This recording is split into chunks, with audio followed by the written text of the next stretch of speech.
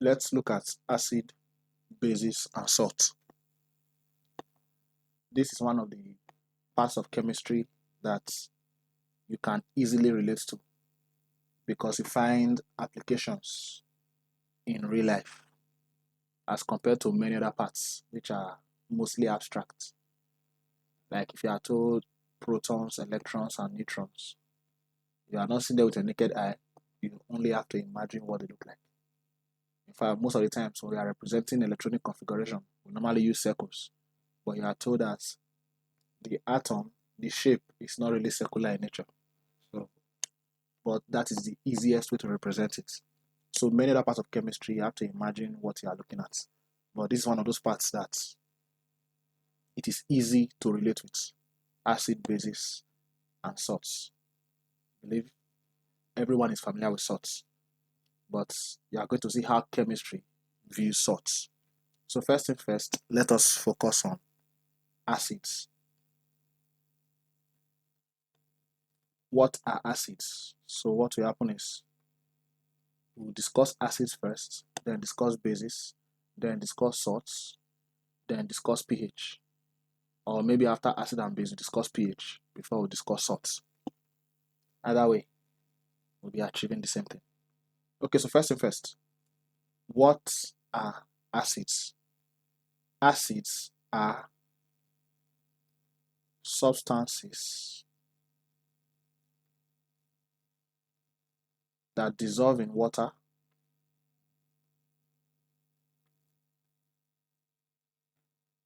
to give hydrogen ions. Hydrogen ions are represented as H+, because normally you have hydrogen as the atom, and then when you say H+, that is hydrogen ions. So, any substance that dissolves in water to give hydrogen ions, that is an acid. And that's the reason why you are told most times that all acids contain hydrogen. So here's the concept. All acids must contain hydrogen, but it is not everything that contains hydrogen that is an acid. One such example is ammonia, NH3. You can see it contains hydrogen, but that is not an acid. Why? If it dissolves in water, it does not give off hydrogen ions.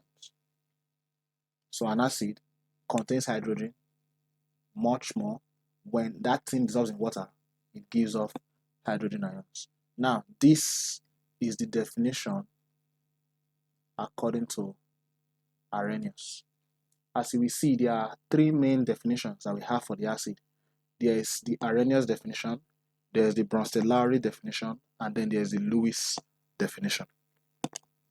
But the focus for now is on the Arrhenius definition. As we move on, we'll discuss Bronsted-Lowry and Lewis. So this is the Arrhenius definition, but as research continues, it was found that this definition is incomplete. So that led to what is called the modern Arrhenius definition. So that definition is not wrong, it is correct, but it is actually incomplete. So first thing first, let us represent this. So what Arrhenius was saying is that, an example, you have HCl. If it is dissolved in water, it is going to split into two. And when it splits into two, you have H plus and Cl minus. You can see it splits into two and it gave off hydrogen ion.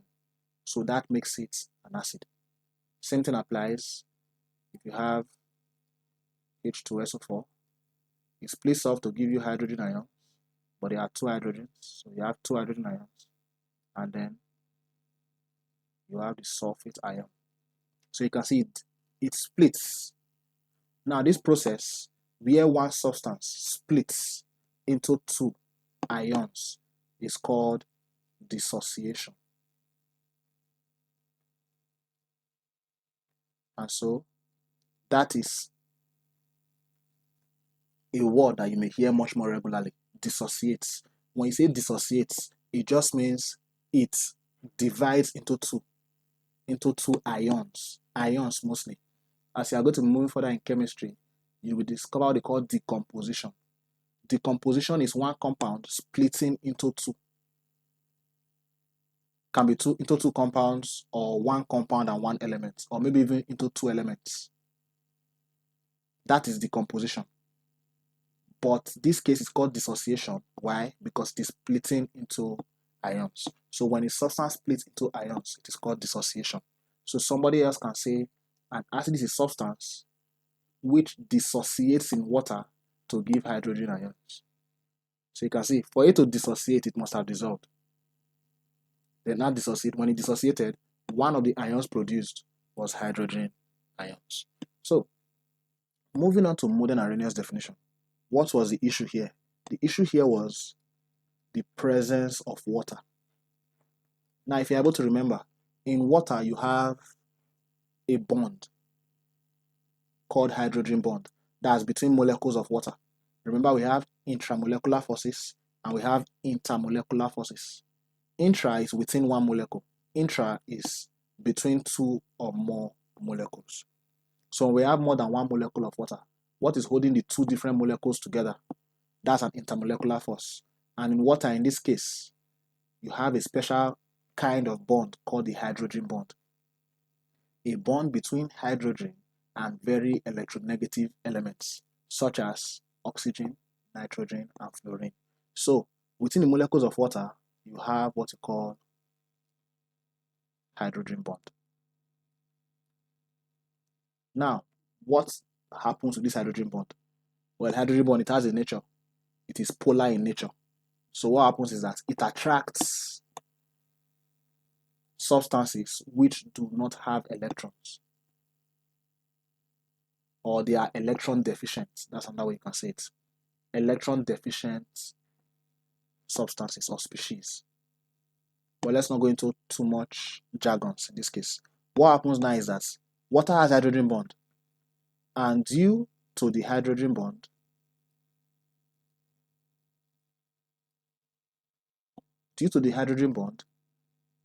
the H plus, that's the hydrogen ion given by the acid, is attracted to water.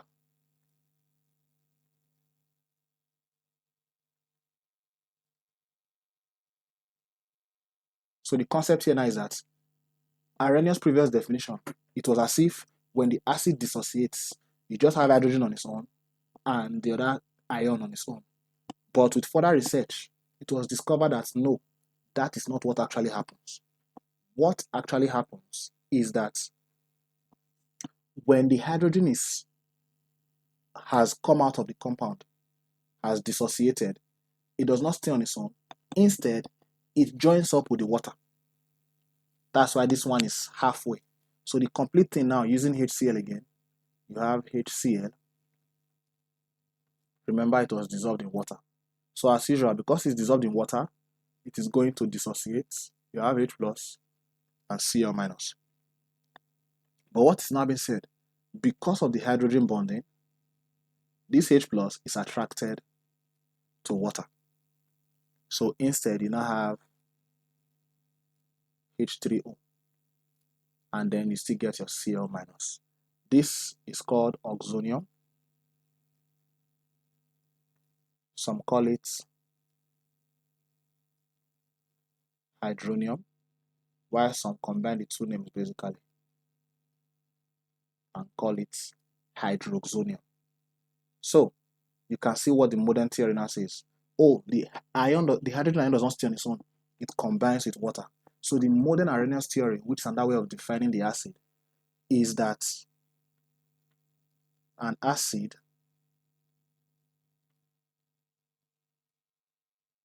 dissolves in water to give oxonium ion. So if you say it gives off hydrogen ion, you are correct. But remember, it is halfway there. It's not complete, because that is not the whole thing that happens. Something else happens. The hydrogen ion combines with water, and that's what the modern theory now says.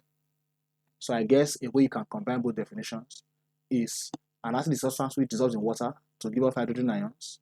The hydrogen ions combine with water molecules to give hydroxonium or oxonium ions. So you are basically combining the modern and the previous definition. So with that one, you're able to get a complete picture. All right, so that is the definition of the acid. Now, just to point out a few things, like I said, 3 persons have the major definitions when it comes to acid. Arrhenius, which we have just discussed. Then we have Bronsted-Lowry. And then we have Lewis. Bronsted-Lowry, what did he say? He says an acid is a proton donor. That means it donates protons. And Lewis now says an acid is an electron acceptor. It accepts electrons. Now let us explain how this happens so you can see very clearly. And then from here, we'll just go into a little bit about conjugate basis and conjugate acid. Conjugate basis, because I'm discussing acids for now. Before later, when we're discussing basis, we'll discuss conjugate acids. All right, so Bronsted-Lowry says an acid is a proton donor. What does that really mean? Well, it is very simple. Check it out. You have hydrogen. This is hydrogen atom. What does it contain? Hydrogen atom contains 1 proton, 1 electron. There are no neutrons. Sorry, I said there are no neutrons in hydrogen atom. So we'll get to hydrogen ion H+. What do we now have? Well, there are still 0 neutrons. There is still 1 proton. But the H+ means it has lost 1 electron. So that means it had 1 before, it has lost the 1, you now have 0 electrons. So what do you see? When you are giving hydrogen ion, you are giving off just 1 proton. That is the meaning when they say an acid is a proton donor. Check it out, just using the previous equation we just used. You had H+ combining with H2O. What did it do? It donated H+ to H2O. What is H+? H+ is just a proton. So it's a proton donor. So that's why some persons also define it as say it is related to Arrhenius' definition in that it gives off hydrogen ion, because hydrogen ion is literally just a proton. There's nothing else inside. Then, what is Lewis acid, an electron acceptor? Again, using water as our example. Here is what happens. You have water. What is the structure of water? The Lewis structure now. You can see Lewis talking about that. The Lewis structure of water is oxygen in the middle, hydrogen, hydrogen, and then you have electron pairs. That is water.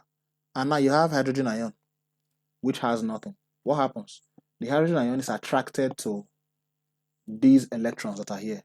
So the hydrogen ion comes over here and it's paired. What happens? You can see that the hydrogen ion, it accepted these 2 electrons.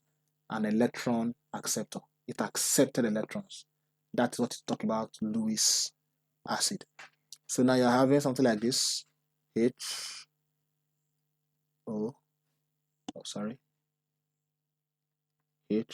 Remember, this now is called a coordinate covalent bond. When 2 things are paired together, they are sharing electrons, but only one of them is contributing the electrons. In this case, only this oxygen is contributing the electrons. Hydrogen ion is bringing nothing. Remember, it has only 1 proton. There are no electrons, so it is bringing no electron. Instead, it came here and it is sharing the 2 electrons. So you represent with an arrow. So you have H. So that is the structure of hydroxonium or oxonium ion. And you can see the concept of how an acid is a proton donor and an acid is an electron acceptor. It's a proton donor because it donates or gives off hydrogen ions. And in hydrogen ions, there are no electrons, there are no neutrons, only just a proton. And then it's an electron acceptor because that hydrogen ion, when it goes over to a compound, it goes to a compound that has an electron pair and it combines with that electron pair. In doing that, it is accepting electrons. That's Bronson-Lowry and Lewis. So that is also the next case. Because I'm discussing Bronson-Lowry, let's just talk about what we call conjugate base. A conjugate base is formed when an acid loses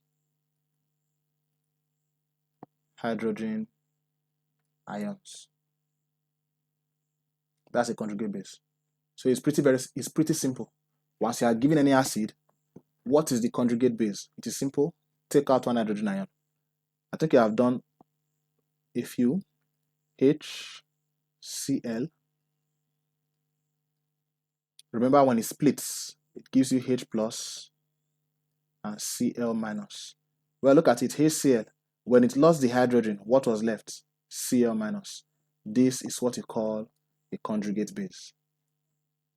Let us do same thing. H2SO4.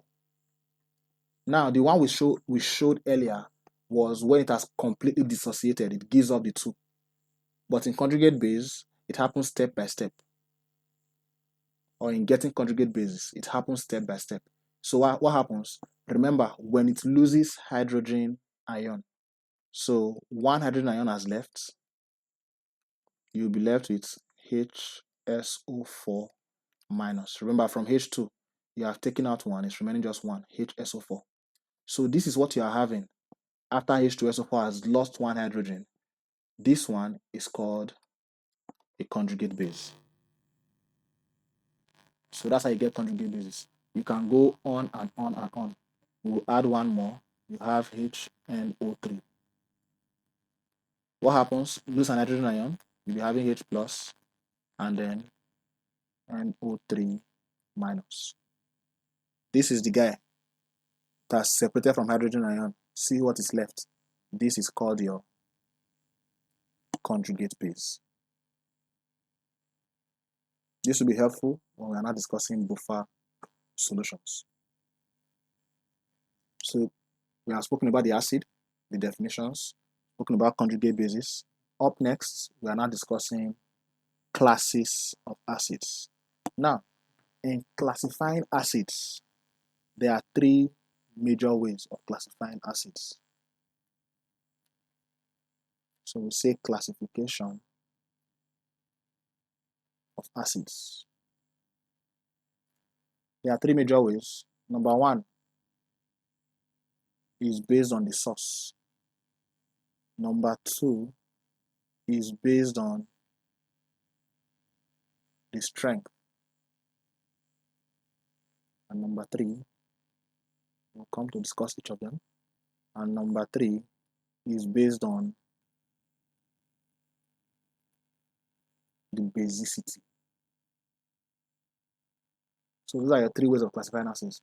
Can be classified based on the source, can be classified based on the strength, can be classified based on the basicity. So at times you can get questions like, which of the following acid is strong or weak? You are classifying them based on strength. Which of the following is inorganic or organic? Based on source. Which of the following, what is the basicity of the following acids? You are classifying them based on their basicity. So let's do them one after the other. Like you already know, source means where you get it from. So based on source, you are simply saying, where do we get this particular acid from? In that case, it can be organic or it can be inorganic. As the name implies, organic means you are getting it from organic sources or from natural sources. Inorganic means you are getting it from, do I say unnatural sources? Well, I guess I can say that, but mostly it means you are manufacturing it. It is not there naturally. You manufacture it. So, for organic acids, you can talk about all the kind of acids that you get from living things. You have lactic acid, which you find in milk. You have ascorbic acid, which you find in vitamin C. You have citric acid, which you find in citrus fruits, like your oranges, your grape, your lime. lactic acid. I think you also have papayic acid, which you find in papaya, which is pawpaw. You have acetic acid or ethanoic acid, which you find in palm wine. And just like that, and so on and so forth. And then, if a soldier ant bites you, that particular place gets swollen. What is causing the swell? It is formic acid, also called methanoic acid, gotten from a living thing, organic. So that is how it works. For inorganic, you make them in the laboratory. And so all the ones I've been using since they have all been inorganic, like your HCl, H2SO4. I think I've also used HNO3. But they are much more than this, just mentioning a few. Okay. This is perchlorate acid, just mentioning a few. For organic acids, how do you know them? Well, they are characterized. You are going to find that they have COOH. Although organic substances can be written in different ways, but I believe for your level, they will most times put in the COOH, just so you can go to know, okay, this is an organic acid. But as you're moving further, you also learn how you can identify them, even when such things are not put. So, but for now, any organic acid, you are going to find COOH, because COOH is the functional group. It is the one that introduces the acidity into the organic compound. So for organic substances, you are going to find COOH. An example, I'm speaking about formic acid, you have HCOOH. I'm speaking about acetic acid, you have CH3COOH. You can see COOH, COOH. They have it in common. That's how you identify organic acids. But look at the inorganic acids, there is nothing like that. Now, when it comes to strength, it can be either strong or weak. When you say strong, it means it ionizes or dissociates completely. You can see, again, similar term. What's ionize? To form ions. What's dissociate? It's placed to give you ions. So it's the same thing. So you just say they ionize 100%. That's to say they give off all hydrogen. That's to say 100% of their hydrogen ions, they give it up. Now, for weak acids, what happens is that they ionize or dissociate partially. Again, the assumption is already that they ionize in solution. That means when they are dissolved in water. So I guess I will put it here. Ionize partially in solution. So don't expect when it's not dissolved in water, don't expect it to ionize. So when you say partially, what does that mean? It means it does not give off all hydrogen ions. But most times we are told that it is something between, they give off somewhere between 5 to 10% of their hydrogen ions. They don't give off all of them, they give off just a percentage. Now, this one is difficult to represent in a chemical reaction. That's why most times it is calculated. And in the calculation, it is related to pH. Again, that's why most times again, in your calculations for pH, as you're going to find out later, you use mostly strong acids to calculate, at least for this level. But as you go on, you may start using weak acids. And in such cases, you are given the dissociation constant.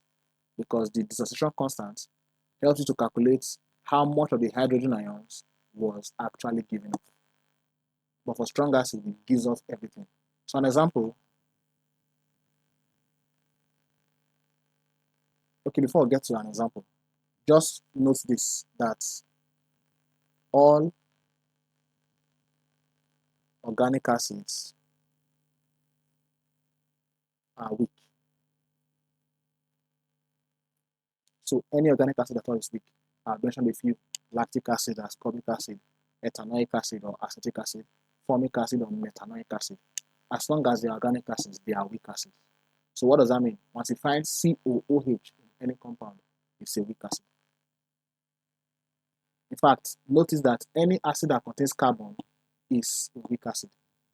The other inorganic acid contains carbon though, that's carbonic acid. It's inorganic, but it is still a weak acid. So generally, any acid, once you just find carbon in it, it is going to be a weak acid. I'm not saying all other acids that don't contain carbon are strong acids.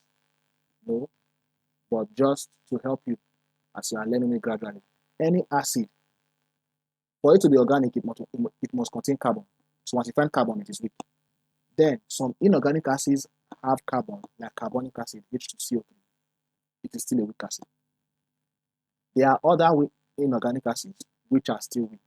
An example is hydrogen fluoride, which is HF. Hydrogen fluoride, if it's a gas, you call it hydrogen fluoride, but it has been dissolved in water, that means it's now aqueous. You call it hydrofluoric acid. Just like your HCl. If it's a gas, you call it hydrogen chloride. But if it's dissolved in water, you call it hydrochloric acid. Hydrogen fluoride is an inorganic acid, but it is a weak acid. There is phosphoric acid, H3PO4. It's an inorganic acid. It is also a weak acid. So generally, all inorganic acids are not strong acids, but all organic acids are weak acids. To be on the safe side, for the strong acids, they will always be inorganic. And if you are asked to mention any, you have these four here. Mention the four of them. They are all strong acids. So all inorganic acids are weak. So like I said, if you now take ethanoic acid as an example, you have CH3COOH. When it dissociates, you have CH3COO minus, and then you have H plus. Hydrogen ions, it has given off hydrogen ions. Again, remember, what do you call this? When an acid has lost hydrogen ion, that thing is called a conjugate. The thing that's left is called a conjugate base.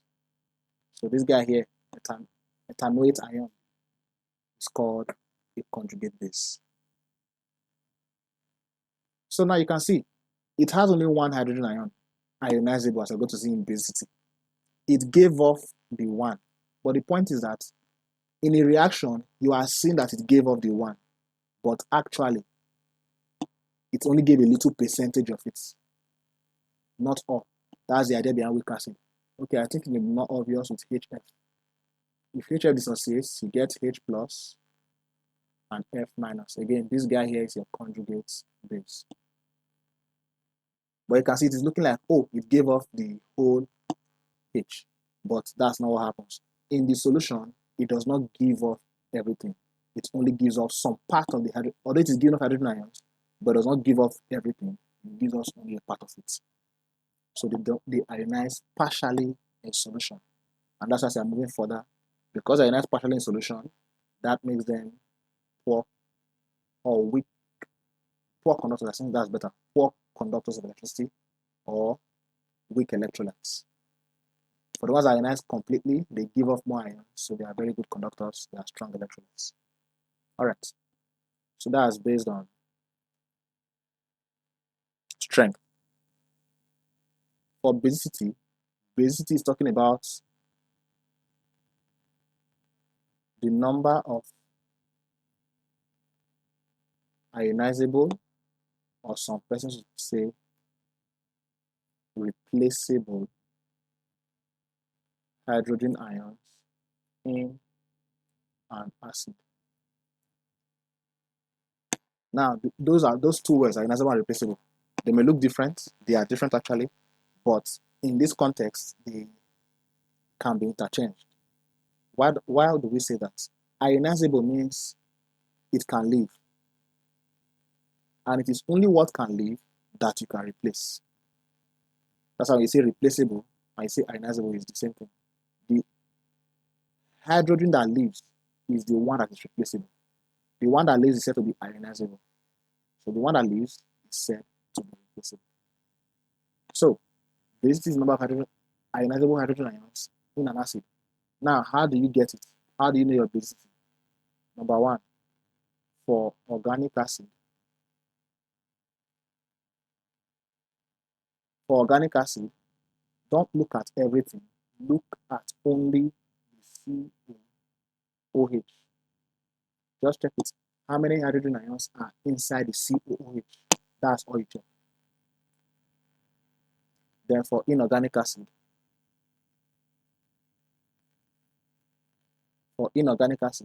what you just do is count the number of hydrogen.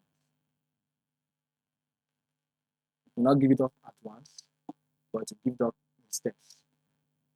So by the end, to give off all the hydrogen ions. But for organic acids, it only gives out the hydrogen ions that is associated with the carboxylic acid functional group, which we call the COOH. So this will be made better using examples. So let's say acid, and then let's say what is the basicity. Let's have a few. HCl, H2SO4, and let's say H2, CO3, let's say H3, PO4, let's say HO3, and let's say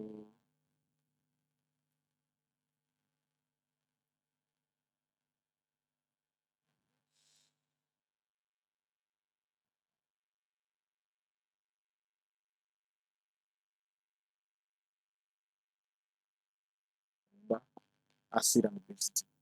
So now, I just try to group them. All these ones we have here, they are all inorganic acids. You can find there is no COOH. So they are all inorganic. HCl, if it's inorganic, just count how many hydrogens does it have. That is the basicity. So from here, they are all inorganic. So for HCl, how many hydrogens does it have? 1. Basicity is 1. H2SO4, how many hydrogens does it have? 2. Basicity is 2. H2CO3 has 2 hydrogens. Basicity is 2. H3PO4 has 3 hydrogens. Basicity is 3. HNO3 has 1 hydrogen. Basicity is 1. So that's simply how it works for any inorganic acid. Just count how many hydrogens are there. That is the basicity. They can be replaced. Remember, that's the meaning of basicity. Number of replaceable hydrogen ions. Yes, this is simply telling you that for inorganic acids, all the hydrogen ions, all the hydrogen present can be replaced. However, when it comes to organic acid, remember I spoke about it, that the thing responsible for the acidity is the COOH. So therefore, it is only this one that is responsible for the acidity. It is only the hydrogen that it has that can be replaced. So you have CH3COOH.